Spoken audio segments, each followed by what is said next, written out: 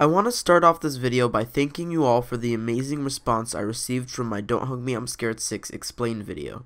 Tons of great comments, tons of views, and most importantly, to those of you who subscribed, thanks for joining the team. I really appreciate every single one of you, and each week I'm going to try my best to make great videos for you guys.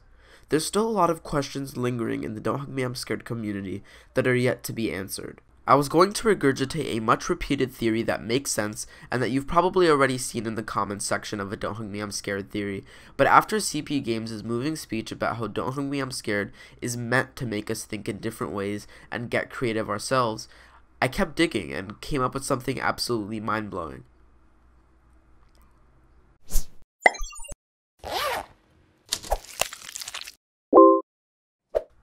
Don't Hug Me I'm Scared 1 is the only real episode of Don't Hug Me I'm Scared.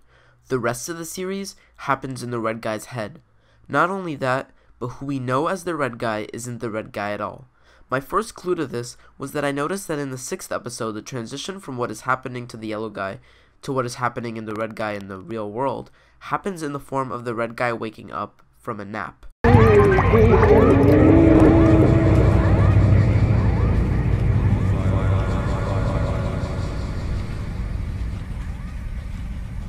So I asked myself, what if what's happening to the yellow guy is really just happening in his mind?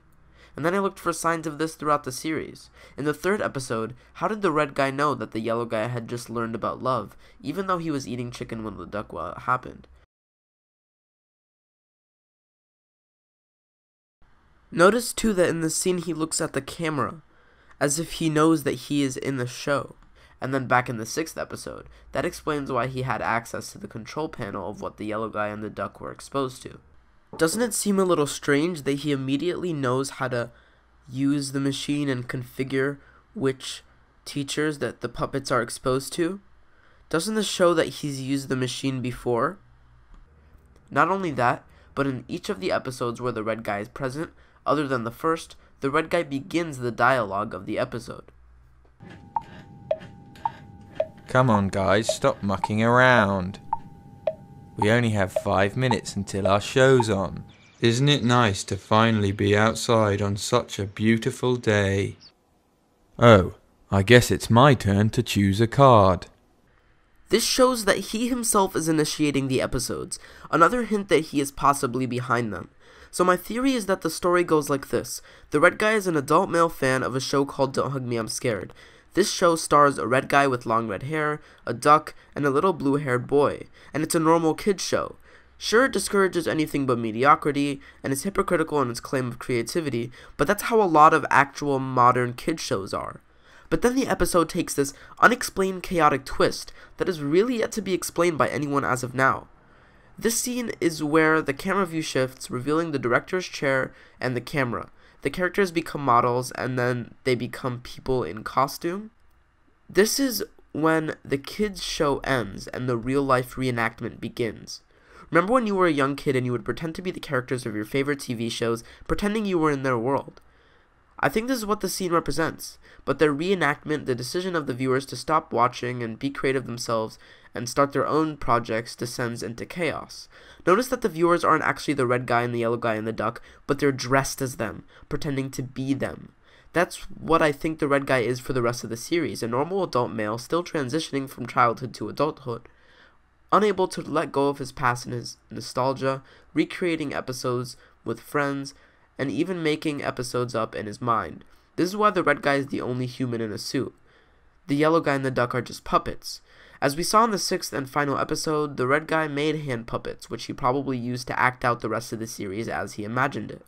We saw episodes 2 to 6 the way he saw them, as the adventures of the 3 characters, but in reality it was just a crazy guy coming up with plots for his 2 hand puppets to act out.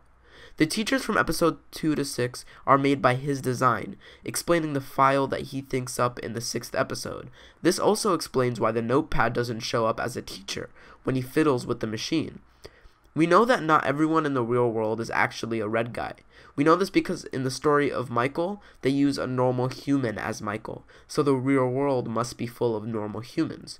In this way, maybe the man we know as the red guy sees others as red guys because of the red guy's initial rejection of creativity in the first episode of the series, deeming it really boring, just like the red guy who was his boss deemed his ideas really boring. And perhaps he sees himself as the red guy just to attempt to fit in with the society he lives in, even though inside he's truly creative. So if he's thinking up these plots by himself, why do they easily become so dark and chaotic? To answer this, we turn to a brilliant theory by Vailskibum 94, who reasoned in his video, which I will include in a link in the description, that Roy, the only part of the series we haven't talked about so far, represents depression. This depression might cause cynicism in the red guy's mind and make him see the worst in everything that he's thinking about. When he thought about time, his depression made him see that time eventually makes everything rot. When he thought about love, his depression made him see that not everyone really ever gets it, the story of Michael. When he thought about the digital world and the internet, his depression made him see that it separates people and turns them into monsters. Notice that every single time the episodes took a turn for the worst, Roy was there, hiding in the corners or among Malcolm's followers. So episode 2 to 4 is him acting out his plots.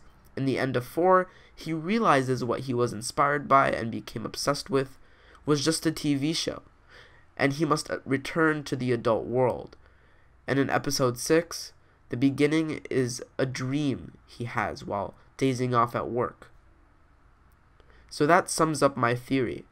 The red guy is a creative, shunned by the world and plagued internally by depression that causes his own work to be corrupted with chaos and unhappy endings. Roy is this depression. I understand that this theory may seem far-fetched, but I really wanted to test the limits of my creativity and observation skills and see what I could come up with. If you disagree with me, don't get angry or anything like that. The series is up to interpretation. It is there for the purpose of being discussed and for being turned into a means of discussion of other important topics and issues. Thank you all for watching this week's episode of Thought.